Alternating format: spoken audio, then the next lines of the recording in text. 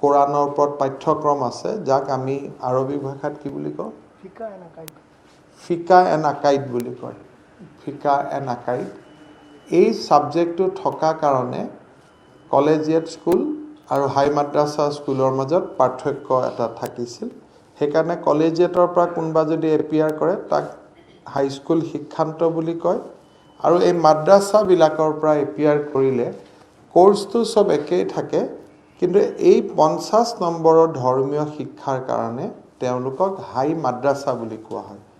Otherwise math science সকলোবোৰ একে so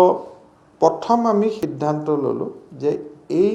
189 খন স্কুলৰ পৰা হাই মাদ্ৰাছা শব্দটো আঁতৰি যাব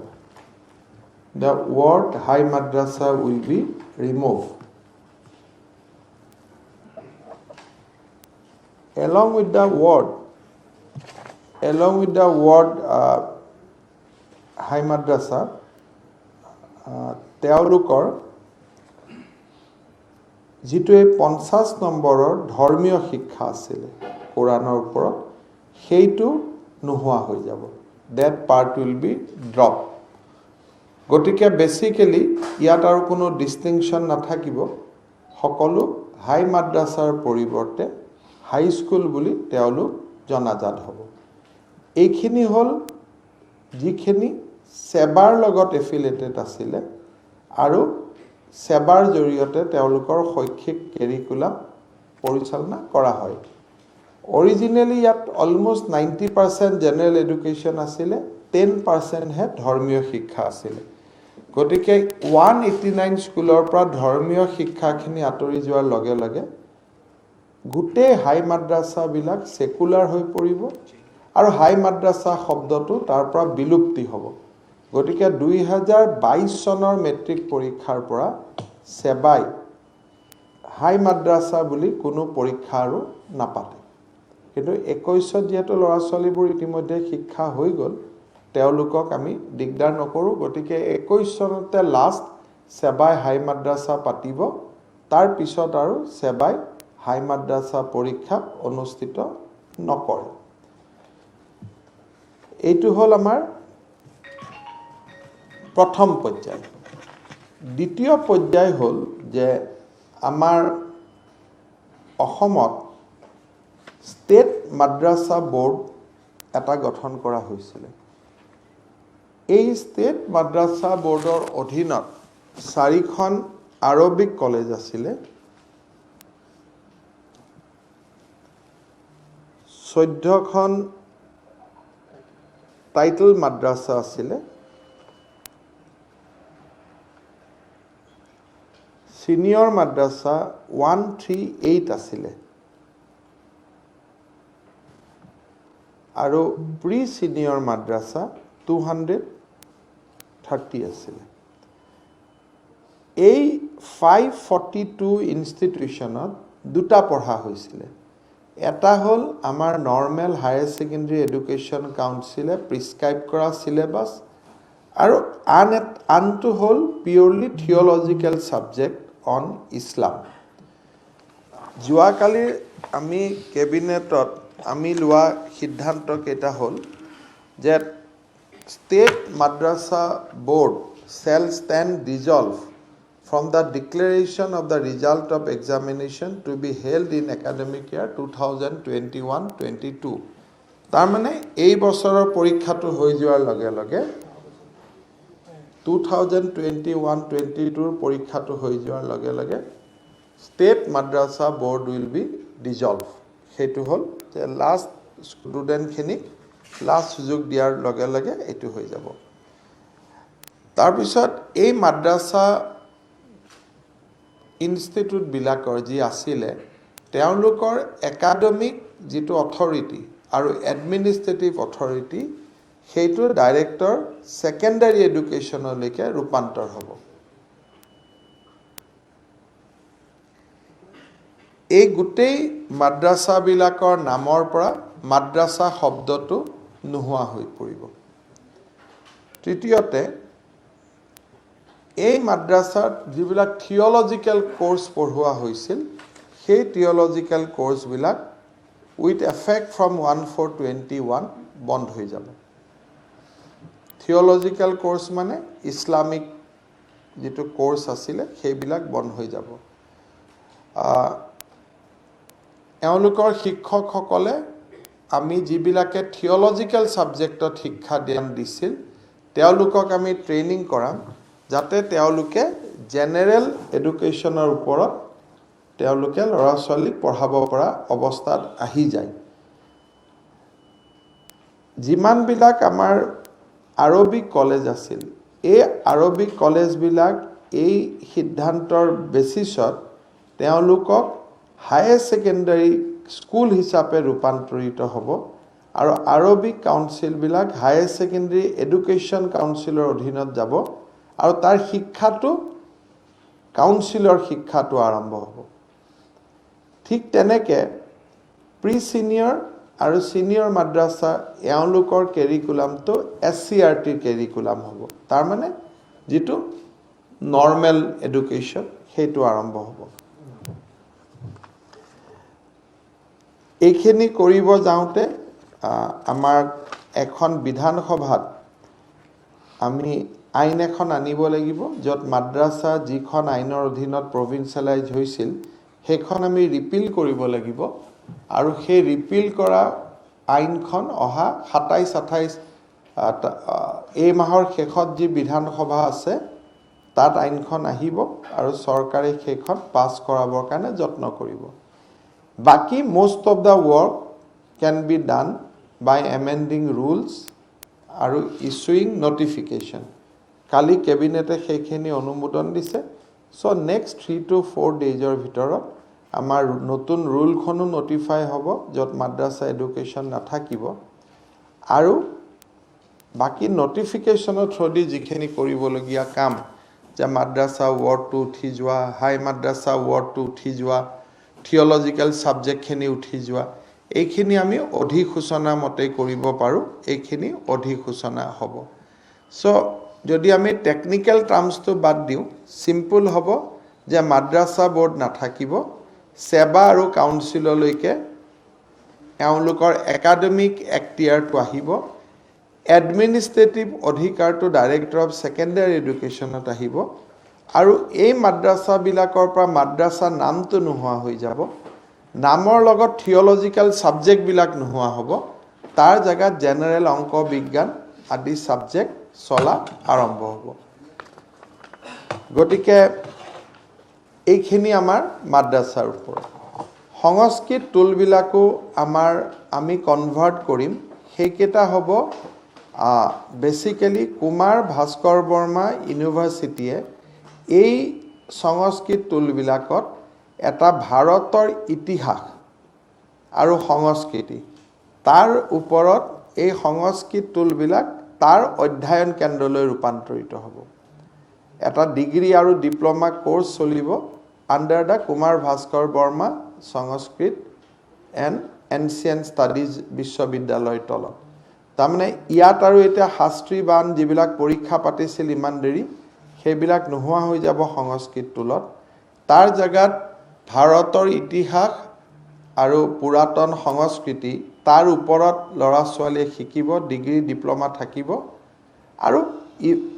এই ডিসিশনখিনিৰ লগত সংস্কৃত বোৰ্ডখনো ইনফেক্ট আগতেই নোহোৱা হৈছিল এওঁলোক ভাস্কৰ বৰ্মাৰ অধীনলৈকেও গুচি গৈছিল কিন্তু বেসিক্যালি ইয়াত খালি ডিগ্ৰী আৰু ডিপ্লোমা কোৰ্সে চলিব অন ইণ্ডিয়ান হিষ্ট্ৰী আৰু এনচিয়েন্ট কালচাৰৰ ওপৰত সংস্কৃত টুলখিনি গতিকে কাৰ্যত সংস্কৃত টুলৰ যিটো শিক্ষা সেইটো নাথাকিব কিন্তু ভাৰতৰ বিষয়ে তাত জানিব পাৰিব এইখিনি হল কালি লোৱা কেবিনেটৰ সিদ্ধান্ত মই মোটামুটি সিদ্ধান্তখিনি আপোনালোকক দি দিছো আমি আপোনালোকে চাব পৰা গতিকে যেটো আমি নৱেম্বৰ মাহত বন্ধ কৰিম বুলি ভাবিছিলো নৱেম্বৰ মাহত ব্যস্ততাৰ কাৰণে নৱেম্বৰৰ পৰিৱৰ্তে যোৱা কালিৰ কেবিনেটত এই সিদ্ধান্তখিনি পাৰিত কৰা হয় বিল্ডিং কেটা থাকিব কেৱল সাইনবোৰ্ডখন বদলি যাব সাইনবোৰ্ডখন নাথাকে আৰু হৈ গ'ল আৰু আজি গধূলিৰ ভিতৰত অল অৰ্ডাৰ ওলাই যাব, খালি এক্সিষ্টিং ষ্টুডেণ্টখিনিক আমি পাছ আউট কৰাৰ সুবিধা দিম।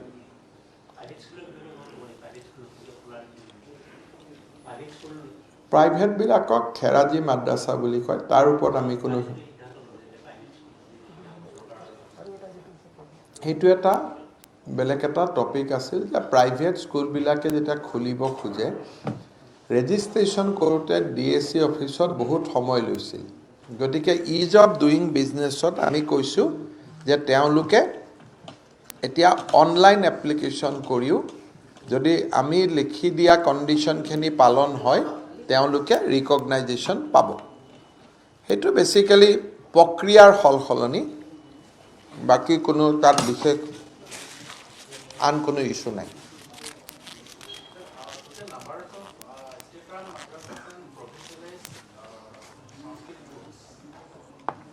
542 madrasa, 141 high madrasa. সংস্কৃত টোল 97 আছিল। সংস্কৃত টোলৰ কেৰেক্টাৰটো বহুত বদলি নাযায়, তাত ভাৰতৰ বিষয়ে শিকিব পাৰিব, ভাৰতৰ ইতিহাস আৰু পুৰাতন সংস্কৃতি। 97 মাদ্ৰাছা 542 চৰকাৰী মাদ্ৰাছা, 141 হাই মাদ্ৰাছা।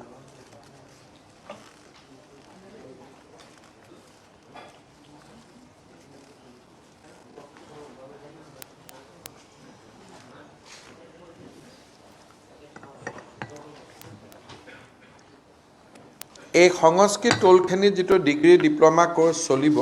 সেইটো ভাস্কৰ বৰ্মা ইউনিভাৰ্চিটিয়ে বনাই আছে। তাত বেদৰ পৰা কীৰ্তন ঘোষালৈকে গোটেইখিনি কথা ৰাইজে জানিব পাৰিব। বৌদ্ধ, জৈন, আমাৰ যিবোৰ ভাৰতীয় সংস্কৃতিৰ গোটেই ইতিহাসটো তাতে ল'ৰা ছোৱালীয়ে পঢ়িব পাৰিব। সেইটো অকল হিন্দু বুলি নহয়, বৌদ্ধ, জৈন,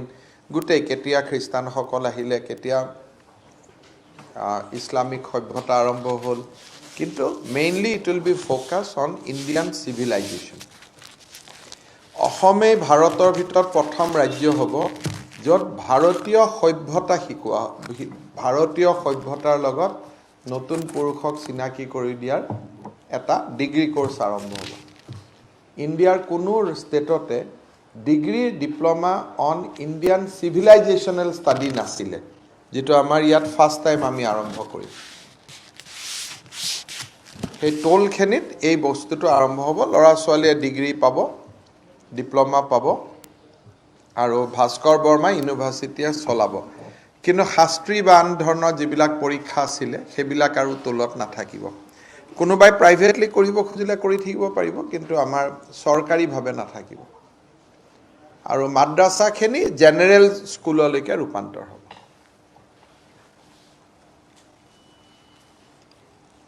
দুই এটা বিধানসভাত অনুমোদন লাগিব, সেইখিনি এইবাৰ বিধানসভাত পাছ হৈ যাব, দুই এখন নটিফিকেশ্যন দিয়ে হৈ যাব। 1934ত ছাৰ ছাদুল্লা যেতিয়া মুখ্যমন্ত্ৰী আছিলে অসমত মাদ্ৰাছা শিক্ষা আৰম্ভ কৰা হৈছিল। 34 এইটো ছাদুল্লা ডাঙৰীয়া যেতিয়া অসমৰ প্ৰধানমন্ত্ৰী আছিলে বা তাৰ সেই সময়ছোৱাত এই মাদ্ৰাছা এডুকেশ্যনবিলাক কৰা হৈছিলে। গতিকে দিছ ইজ এটা বহুত মানে প্ৰি ইণ্ডিপেণ্ডেন্স ইৰা এই কামটো আৰম্ভ হৈছিলে যে ধৰ্মীয় শিক্ষা আণ্ডাৰ দ্য গভৰ্ণমেণ্ট কৰা, চৰকাৰৰ খৰচত ধৰ্ম পঢ়া। এইটো 1934-35 সেই সময়ত ছৈয়দ ছাৰ ছাদুল্লা অসমৰ প্ৰধানমন্ত্ৰী হৈ থাকোঁতে এইটো আৰম্ভ কৰা হৈছিল।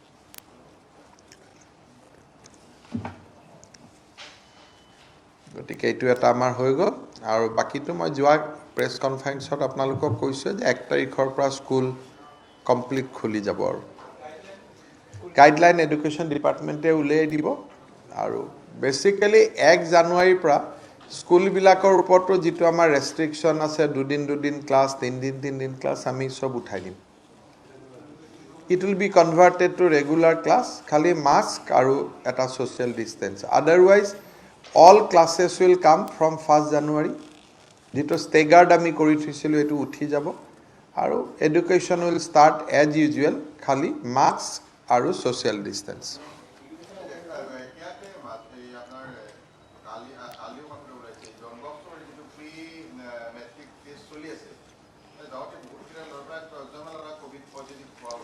হবতো নালাগে কাৰণ কালি কোভিড হৈছে মাত্ৰ 20 জন মানুহৰ কামৰূপ মেট্ৰত যোৱা লাষ্ট 10 দিনত কোভিডৰ সংখ্যা 20-25 আৰু মেইনলি এয়াৰপোৰ্টৰ পেছেঞ্জাৰ তেনেকে স্কুলৰ পৰা 10 কেতিয়াবা কি হয় এজনৰ হলে ওচৰত থকা সবৰ হৈ যায় মাজতে এখন বিয়া হৈছিল একেলগে 35 জনৰ হল কিন্তু বাই এণ্ড লাৰ্জ অসমতো এতিয়া 100টাৰ ওপৰ 100-150টাতকৈ গোটেই অসমতে কেছ নাই গতিকে আমি academic restriction all restriction will be withdrawn from 1st January কাৰণ আমি আমি দুমাহ দেখিছো দুমাহতে এটো কন্ট্ৰোলত আছে আৰু ইমান ডাঙৰ বিটিসি আমি সকলোৱে কম বেছি ভায়োলেট কৰি পেলাই কেম্পেইন কৰিছো কিন্তু কোভিডটো বঢ়া নাই তাতে দুটা চিৰাং ডিস্ট্ৰিক্টত 0 কভাত বাস্কাত এটা কোকৰাঝাৰত দুটা এনেকে আছে তাৰ পৰা বুজা যায় যে অসমত কোভিডৰ এটা আমি এটা ফেজ পাৰ কৰিছো যদি কিবা কাৰণত সেকেন্ড ওয়েভ আহে এটা বেলেগ কথা আৰু অলপতে বিপিআৰ এখন প্ৰেছ মিট দিছে কোকৰাঝাৰত প্ৰবীণ বৰুৱে তেওঁলোকে কৈছে যে বৃহৎ বিপিআৰ তেওঁলোকক সুযোগ দিয়া নহল গণতন্ত্ৰ ধ্বংস কৰা তেওঁলোকে আইনৰ আশ্ৰয় ল'ব আৰু কাক বাধা দিব আইন আদালত সকলোৱে কাৰণে তেওঁলোকে আশ্ৰয় ল'লে তাতো আমাৰো উকিল থাকিব এনেকুৱাটো নহয় যে আদালতে অকল তেওঁলোকৰ কথাটো শুনিহে কিবা ৰায় দিব হয় না 1 to 5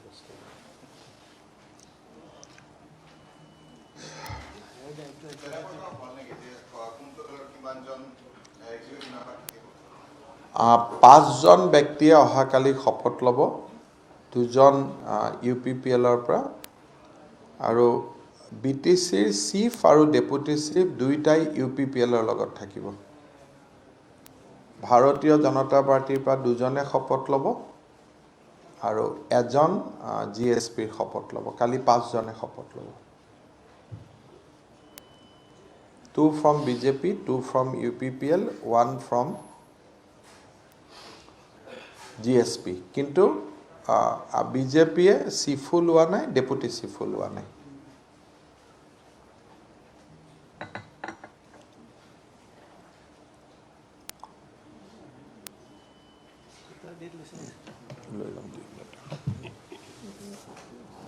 আৰু নাই বিশেষ একো সুধিব লাগে ঠিক আছে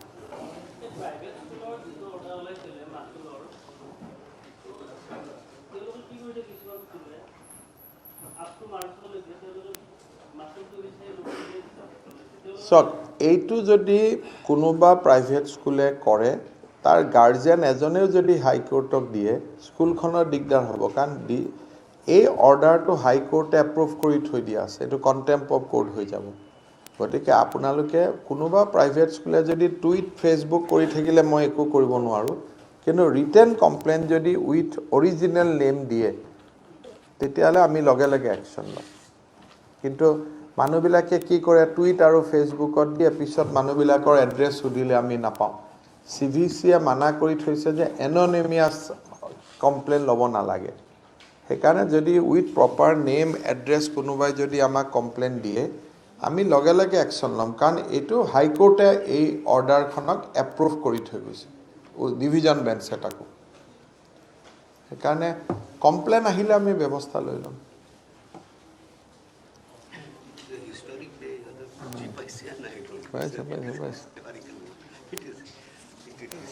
এটো আমাৰ মানে গোটেই অসমৰ এডুকেশ্যন সিস্টেমটো আমি সেকুলাৰাইজ কৰি দিলো বহুত ডাঙৰ এটা ঐতিহাসিক সিদ্ধান্ত আছিল 1934ত আৰম্ভ কৰা প্ৰেক্টিছ এটা we could stop এটো আপোনালোকক মই নোটটো দি দিছো সবখিনি পাবই তাতে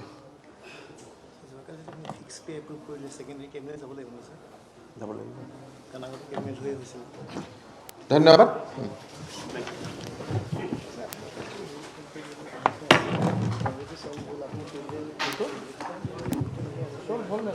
হ'ল